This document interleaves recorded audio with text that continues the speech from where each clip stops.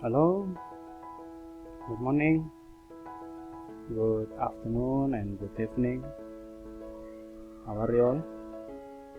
I hope you are in good condition in pandemic situation. I hope everything was okay and you are having a good spirit to learn. Every subject include approach, method, and technique of English teaching as a foreign language. Okay, well, for this time, we talk about common assumption about the nature of language. But before it, let's see this one. The aim of science is increase of verisimilitude. Okay, what does it mean? In bahasa, it means that tujuan dari ilmu pengetahuan adalah meningkatkan, menaikkan tingkat kebenaran. Jadi, ini adalah tingkat kebenaran adalah tujuan daripada ilmu pengetahuan. Selama kuliah, kalian selalu belajar menggali ilmu pengetahuan sehingga tingkat kebenaran bisa semakin kita nyatakan. Jangan percuma kita belajar tentang ilmu pengetahuan, tetapi tingkat kebenaran semakin menurun. Logikanya harus meningkat. Okay, in the previous meeting, we have discussed about three natures of language. What are they? They are interactional view, functional view, and structural view. Okay. The school of thoughts, aliran itu bermuara kepada satu atau suatu yang umum, that is called common assumption about the nature of language. What are they? You can see here. 1. Language is a group of sounds with specific meaning and organized by grammatical rules. This is a general assumption which stated that language is a group of sounds, and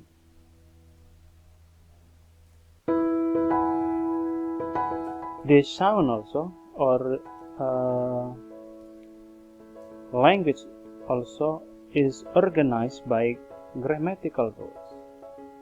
This is a nature of language. This is a common assumption of nature of language. From these statements, from this theory, we figure out, and there is a teaching method. What is the teaching method of language is a group of sounds with specific meaning and organized by grammatical rules? Ini adalah satu teori, dan teori ini menghasilkan satu metode mengajar yang disebut dengan the silent way. Silent way ini ada Silent Way ini lahir, Silent Way teaching method ini dilatar belakangi dari definisi, dilatar belakangi it has come from a theory of language is a group of sounds. Nah, jadi itu latar belakang. And then next, language is everyday spoken utterance of the average persons at normal speed. Bahasa adalah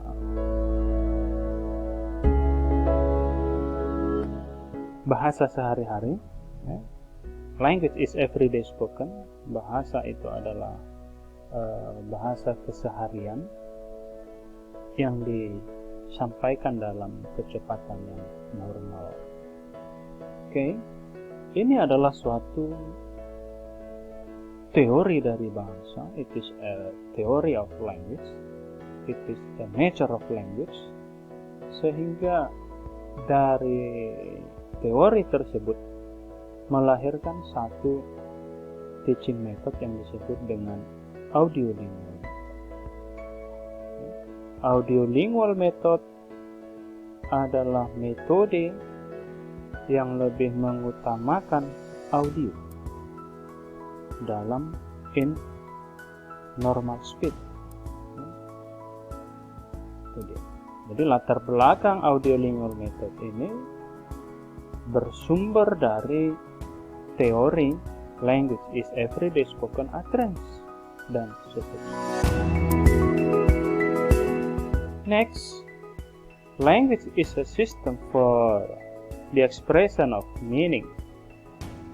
It is a theory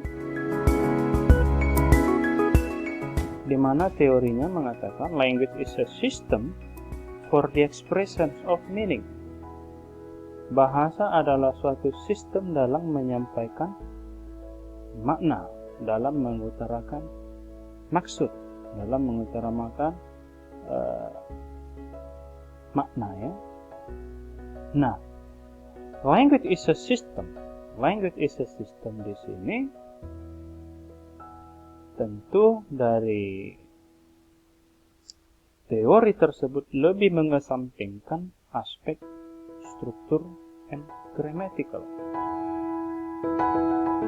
sehingga teori ini menghasilkan satu teaching method yang disebut dengan communicative language teaching.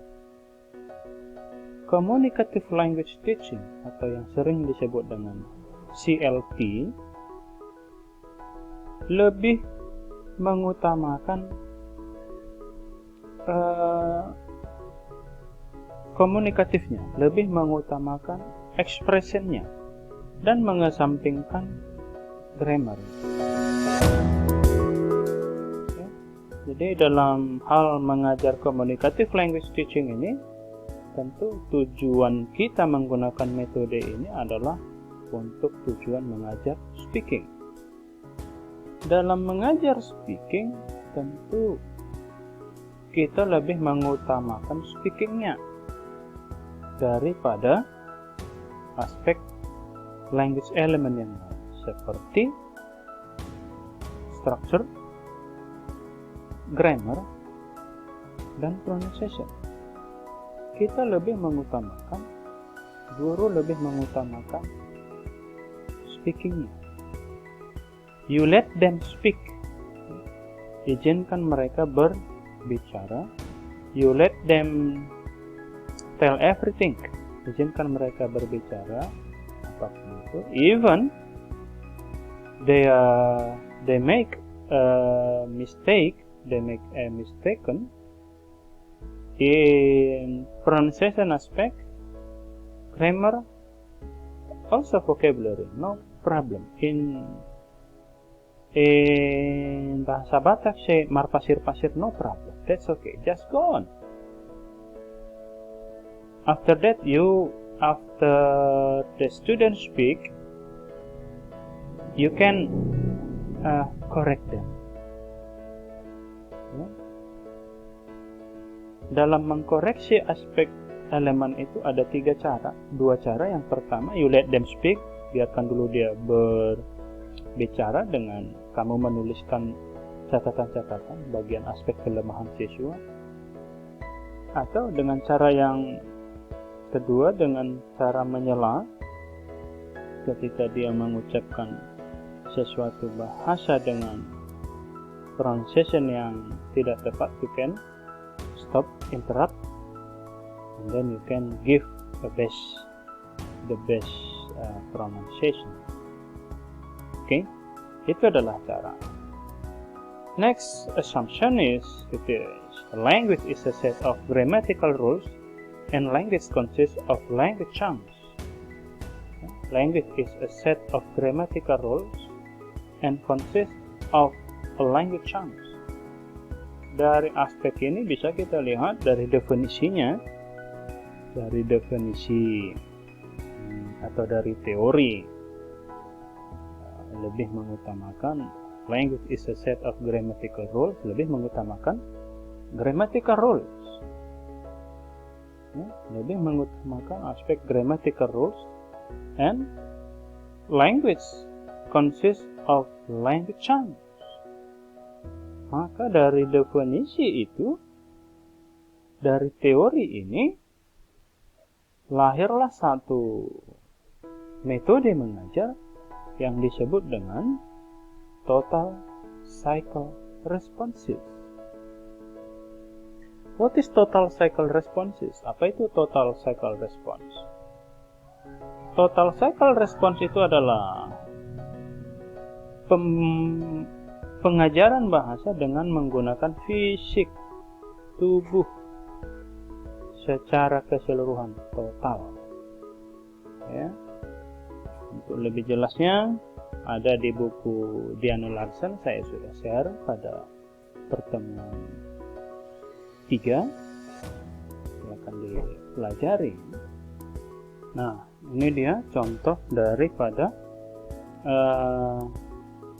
total cycle response tersebut. We can see here, mereka menggunakan fisik tubuh mereka dalam proses belajar mengajar dengan menggunakan total cycle response.